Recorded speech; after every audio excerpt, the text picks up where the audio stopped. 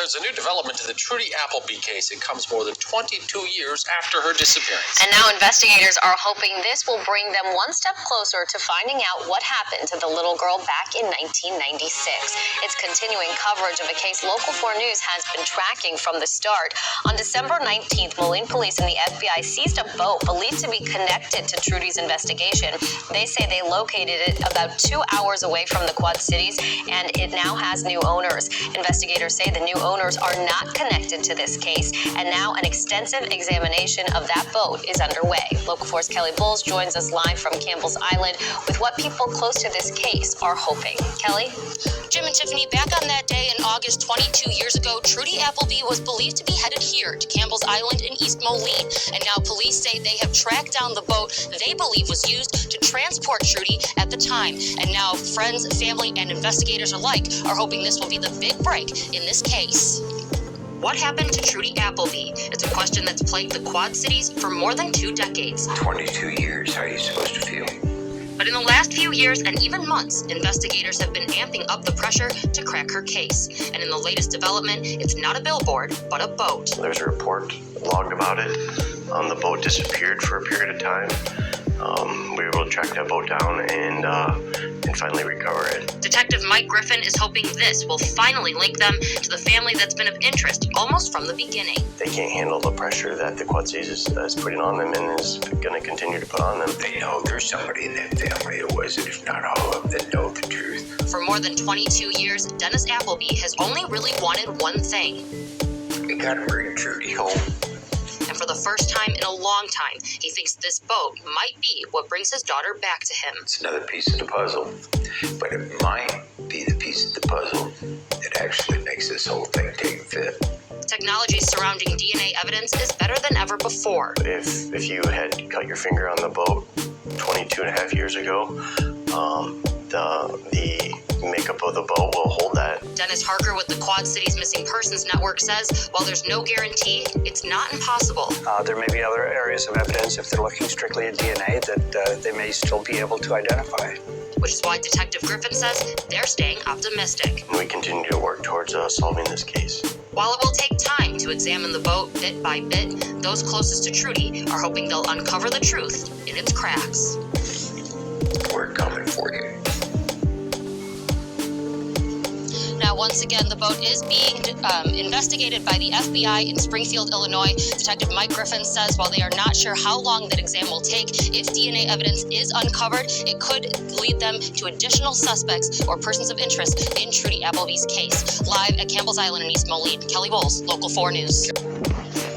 We do know today police are one step closer to solving the 24-year-old case of a missing Moline girl.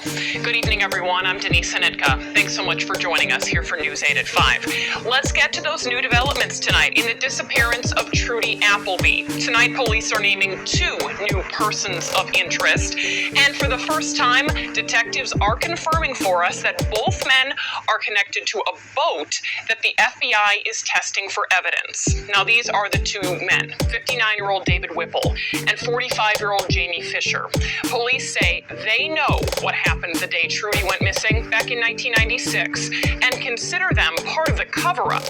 Whipple is the son-in-law of Ed Smith, another person of interest who is now dead. Fisher is a family friend. Witnesses say they saw Ed Smith driving in a car with Trudy the day she went missing. Police believe that Smith took Trudy for a boat ride near Campbell's Island, and the 12-year-old was never seen again. Well, it was last year that police tracked down and seized a boat up in Dubuque, seizing it for evidence, and tonight we learned that boat may have evidence that could be valuable to this investigation. On the last set of buckle swabs, there was a promising swab that was obtained, and so we're continuing to investigate that. And I can say that Mr. Whipple and Mr. Fisher are intertwined with the boat investigation. Trudy's father says officially naming Whipple and Fisher as persons of interest is a right step in this case, but he says that those 2 have been on his radar since day one. News 8's Elizabeth Watt has sat down with Trudy's dad today and joins us live tonight with this News 8 exclusive. That's right, Denise. Police here at the Moline Police Department believe that David Whipple and Jamie Fisher know exactly exactly what happened to Trudy, and over the years, they've probably told other people. That's why putting their names and faces out there tonight, they're hoping someone else will come forward and give them the information they need to end this 24-year nightmare that Trudy's father has been living. We have a 12-year-old that came up missing. She only lives a block down from Eagles. We were supposed to leave to go on vacation. We were headed toward Utah. We were leaving this morning. She was planning on it. She was looking forward to it. Her birthday is next weekend.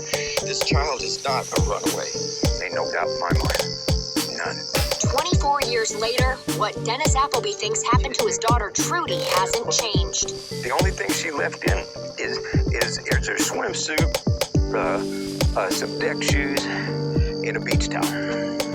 Does that sound like a 12-year-old girl is running away from home? He says for the first 2 weeks after Trudy went missing back in 1996, police treated her as a runaway when they really should have been looking at suspects. Somebody out there knows where my daughter is. I want her back. You know, I've been saying that every day for 24 years now. Is today the day?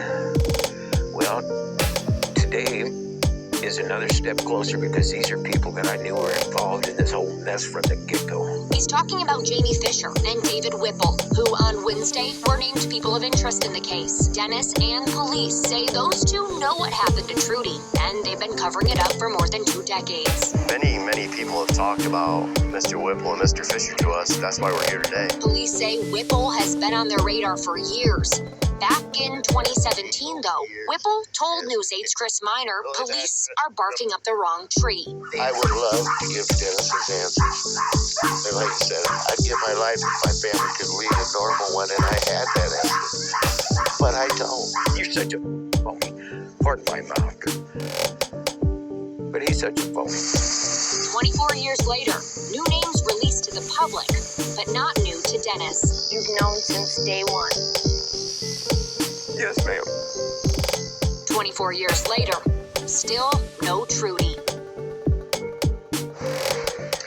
Well, Dennis, Trudy's father, of course, says there will not be a vigil for his daughter this year. That's because of the coronavirus pandemic. But this Friday marks 24 years that Trudy has not been with us. Reporting live in Moline, Elizabeth Wattis, WQAD News 8.